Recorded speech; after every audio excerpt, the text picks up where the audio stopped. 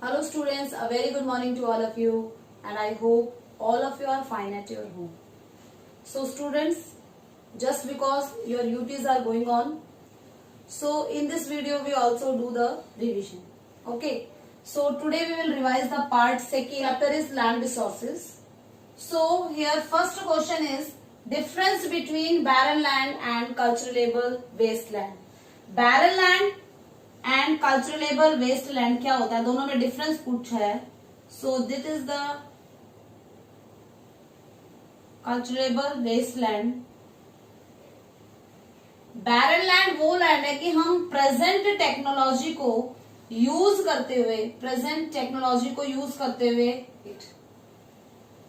कि अगर हम प्रेजेंट टेक्नोलॉजी को यूज भी करें तो हम इसको कल्टीवेट नहीं कर सकते. ये बैरन लैंड है, इसे वेस्ट लैंड भी कहा जाता है.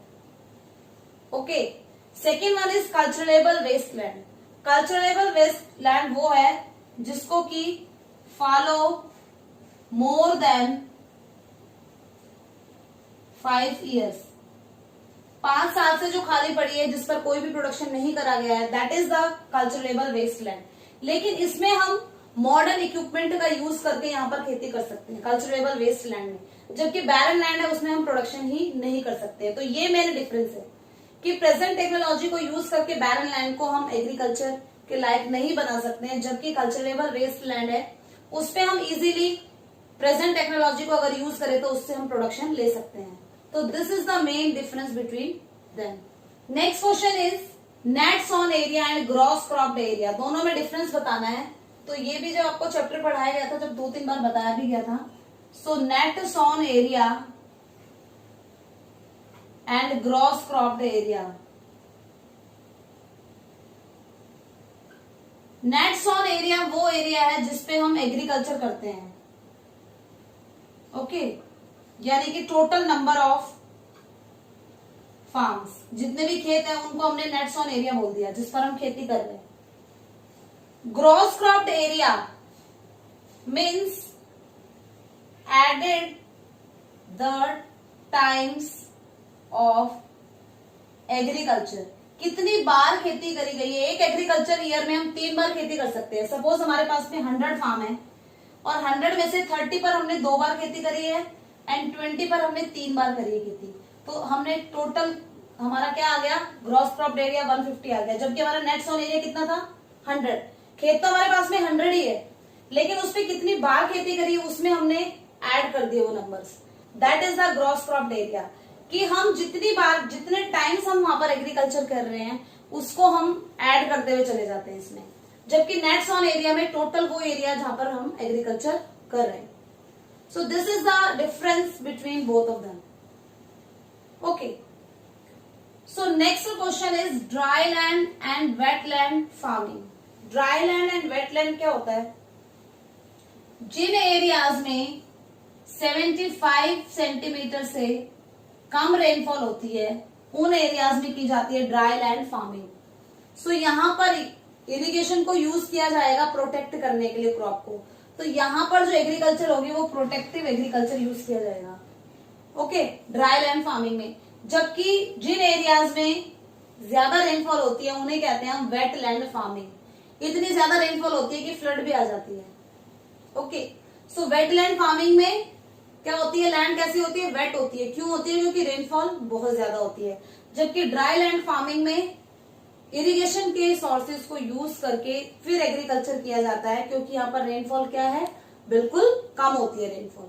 Okay, so next question is total cultivable land. Total cultivable land में वो सारा एरिया आता है जिसमें हम एग्रीकल्चर करते हैं. सो इसमें हम क्या क्या प्लस करते हैं, देखिए टोटल कल्टिवेबल मतलब जिसमें हम खेती कर सकते हैं. सो फर्स्ट तो आ जाएगा net sown area. Net sown area मतलब टोटल नंबर ऑफ फार्म्स, कितने खेत हैं. उसके बाद में fallow land, current fallow, other than current fallow and culturable wasteland. So ये टोटल कल्टिवेबल लैंड में सब कुछ आएगा. हमने अगर एक साल से कम टाइम हुआ हमने खेत को खाली छोड़ रखा है, वो लैंड भी हम वहां पर खेती कर सकते हैं। 1 से और 5 साल हो गए हमने वहां पर कोई खेती नहीं करी है, फार्मिंग नहीं करी है, उस लैंड पर हम एग्रीकल्चर कर सकते हैं। 5 साल से ज्यादा हो गए हैं किसी लैंड पर हमने खेती नहीं करी है, that is the culturable waste land. Okay, and net sown area, ये सब किस में आ जाते हैं? टोटल कल्चरेबल लैंड में। ओके, कुछ प्रोडक्शन को बढ़ाने के लिए, एग्रीकल्चर प्रोडक्शन को बढ़ाने के लिए गवर्नमेंट ने कुछ प्रोग्राम स्टार्ट करे थे, जिसमें था एक first intensive agriculture development program, intensive agriculture development program, and second program था intensive agriculture area program. Okay, so ये 2 प्रोग्राम थे जो एग्रीकल्चर के प्रोडक्शन को बढ़ाने के लिए चलाए गए थे। नेक्स्ट एक टर्म आता है ग्रीन रेवोल्यूशन। ग्रीन रेवोल्यूशन जिसे हरित क्रांति भी कहा जाता है। एग्रीकल्चर प्रोडक्शन को बढ़ाने के लिए, फार्मर्स को मोटिवेट करने के लिए उन्हें हाईली सब्सिडीज दी गई थी इंडियन गवर्नमेंट ने। 1960s से 1970s के बीच में व्हीट एंड राइस का प्रोडक्शन बढ़ाने के लिए फार्मर्स को, कहां के थे ये फार्मर? 3 स्टेट को इन्होंने इंक्लूड करा था, Haryana, Punjab and western Uttar Pradesh. Western Uttar Pradesh, Punjab, Haryana, 3 state में इन्होंने व्हीट एंड राइस के प्रोडक्शन को बढ़ाने के लिए जितने भी फार्मर्स थे उनको सब्सिडीज पर, मतलब बेहद कम दामों पर HYV seeds, chemical fertiliser, irrigation source, ये मशीन्स, ये सब कुछ उनको अवेलेबल कराया था ताकि प्रोडक्शन ज्यादा हो, और हुआ भी ऐसा, प्रोडक्शन बहुत ज्यादा हुआ था। ओके, किसका? व्हीट एंड राइस का प्रोडक्शन। पल्सेस भी थी लेकिन सबसे ज्यादा प्रोडक्शन किसका होता? व्हीट एंड राइस का, इसलिए इसे नाम क्या दिया गया? ग्रीन रेवोल्यूशन इसे नाम दिया गया। अब ये जो व्हीट एंड राइस की जो हाई यील्ड वेराइटी सीड थे, ये कहां से मंगवाए गए थे?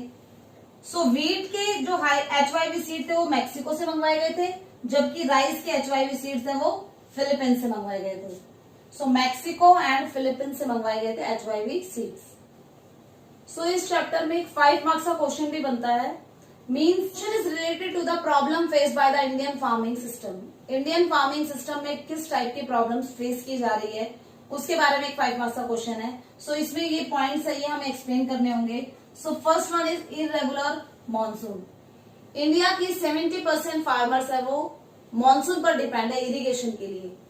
ओके, इरिगेशन के लिए बहुत सारे फार्मर्स है वो मॉनसून पर डिपेंड है, जबकि जो मॉनसून है वो इरेगुलर एंड अनसर्टेन है। मीन्स टाइम पे बारिश नहीं होती है, जब किसानों को जरूरत है रेनफॉल की उस टाइम पर रेनफॉल नहीं होती है, जिसकी वजह से क्रॉप फेलियर होता है बहुत बार। ओके, ड्रॉट की सिचुएशन आ जाती है या फ्लड आ जाता है, तो प्रोडक्शन है वो नहीं हो पाता है because of uncertain and irregularity of monsoon. Okay, second is low productivity.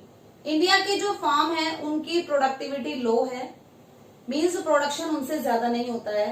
Soil fertility है वो रिड्यूस हो चुकी है, डिग्रेड हो चुकी है, लेकिन उसकी नेचुरल फर्टिलिटी को इंक्रीज करने के मेजर्स नहीं किए जाते, बल्कि हम बहुत ज्यादा फर्टिलाइजर यूज करते हैं, जिसकी वजह से नेचुरल फर्टिलिटी है वो डिग्रेड होती हुई चली जाती है। Okay, third problem is indebtedness of farmers.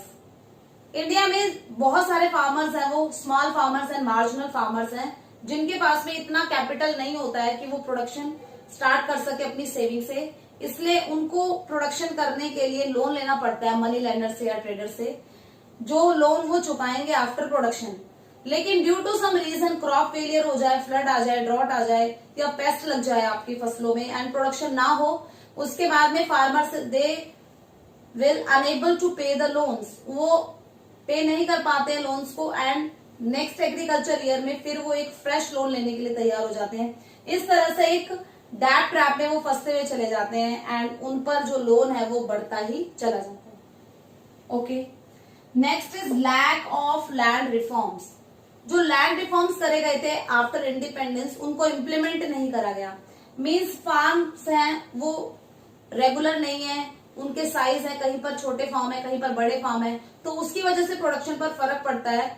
Means land reform होने चाहिए, एक मेजरमेंट होना चाहिए लैंड का प्रॉपर, लेकिन ऐसा नहीं है। लैंड बहुत ही इरेगुलरिटी के साथ में लैंड जो फार्म्स हैं, फार्म के साइज बहुत ज्यादा इरेगुलर है, एक पैटर्न में नहीं है, जिसकी वजह से प्रोडक्शन पर बहुत ज्यादा फर्क पड़ता है। सो इंडियन गवर्नमेंट ने आफ्टर इंडिपेंडेंस बहुत सारे लैंड रिफॉर्म्स प्रोग्राम इम्प्लीमेंट करे थे, लेकिन उनको फॉलो नहीं किया गया। Next, small farm size. Farms है उनका साइज स्मॉल है, क्योंकि हमारे इंडिया में ऐसा है, जस्ट बिकॉज जैसे फादर है, अगर वो उनके पास में 2 खेत है और उनके 2 ही सन है, तो उन्होंने डिस्ट्रीब्यूट कर दिया सन को, तो दोनों के पास में एक एक फार्म हो जाएगा। लेकिन अगर फर्दर वो अगर आगे अपने बच्चों को उसको डिवाइड करते हैं, तो फार्म है उसको हाफ करना पड़ेगा। तो इस तरह से जो फार्म का साइज है वो स्मॉल होता हुआ जा रहा है। Next, disguise unemployment. Means agriculture sector में हमें डिस्गाइज अनएम्प्लॉयमेंट देखने को मिलती है कि आपके पास में फार्म तो कम है, लेकिन उसमें काम करने वाले मेंबर वो ज्यादा है। सपोज एक खेत में 5 लोगों की जरूरत है, लेकिन फैमिली में 8 मेंबर्स हैं, तो 8 मेंबर्स हैं वो वर्क कर रहे हैं फार्म पर, लेकिन प्रोडक्शन उतना ही है जितना होता है। So this is called the disguise unemployment. Here are some problems faced by the Indian farmers. Okay, next question is cropping pattern in India. India में क्रॉपिंग पैटर्न क्या है, क्रॉपिंग सीजन क्या है? तो क्रॉपिंग सीजन को हम 3 parts में divide करते हैं। So cropping season in India, these are of 3 types. First one is Rabi, second one is Kharif, and third one is Zaid. तो 3 क्रॉपिंग सीजन है। सो रबी क्रॉप में वो फसलें आती हैं जो कब किया जाता है, विंटर स्टार्ट होने से पहले। अक्टूबर एंड नवंबर में इसकी सोविंग की जाती है, जबकि मार्च एंड अप्रैल में इसको हार्वेस्ट किया जाता है। ठीक है, डिपेंड करता है कौन सा एरिया है, उस पर डिपेंड करता है, 15 डेज या 1 मंथ का इसमें डिफरेंस हो सकता है। सो रबी में कौन सी क्रॉप आती है? व्हीट, मस्टर्ड, ग्राम, ये क्या है? ये रबी क्रॉप है। Okay, kharif crop onset of monsoon. Onset of monsoon जब आता है तब इसका प्रोडक्शन किया जाता है। सो इसमें आ जाता है आपका ज्वार, बाजरा, cotton. These are the kharif crop. जब रेनफॉल का सीजन होता है तब जो फसलें उगाई जाती है उन्हें खरीफ कहा जाता है। विंटर सीजन में जो फसलें उगाई जाती है उन्हें रबी कहा जाता है। एंड जो फसलें खरीफ एंड रबी के बीच में जो टाइम होता है, जैसे मार्च, अप्रैल, सपोज मई, जून, जुलाई, ये जो टाइम पीरियड है उसमें फ्रूट्स एंड वेजिटेबल का प्रोडक्शन किया जाता है, जिन्हें हम जायद क्रॉप कहते हैं। एग्रीकल्चर ईयर में हम एक ही सेम पीस ऑफ लैंड पर 3 बार खेती कर सकते हैं, जिन्हें हम रबी, खरीफ एंड जायद कहते हैं। तो ये क्या है? Cropping season of India. Okay, so students, this is all about today's class. आज आपको जितने भी क्वेश्चन यहाँ पर एक्सप्लेन करे गए हैं, उन क्वेश्चंस को आप अच्छे से रिवाइज करेंगे and learn them, right in your rough notebook. Okay, so best of luck for your studies and obey your parents. Thank you.